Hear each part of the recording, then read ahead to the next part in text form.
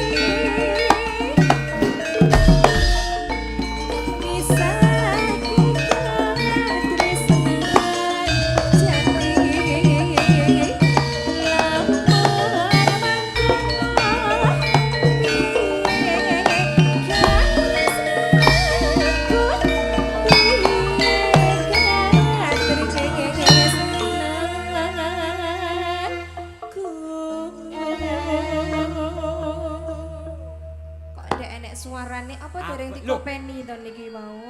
Kaper bawa karo suaramu ki dadi kok wong-wong ki tor nganu kami tenggengen.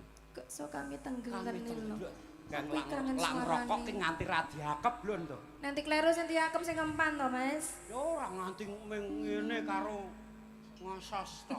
Saking ayumu ki mau. Oh ngaten, kula kinten nek merga wajane telas dadi ora yang perkara suaramu ki mung jan iso dirungokne nggon kuping iso kleler. Oh ngaten. Lah gak percaya ketekono iya ta Kang ya yo ya. Ini ki arek gluduk audio yo ora iso tepuk tangan mah, tepuk tangan. Oh makasih Bu. Kowe gak tepuk tangan dhewe. Ojo kereng-kereng to, Mas. 5.000 wing kok. Ojo kereng-kereng gak sido nyawer lho kok ibuke. Gak ya Bu ya. Oke Pak ya. Wah. Ajo. Yo permane Pak.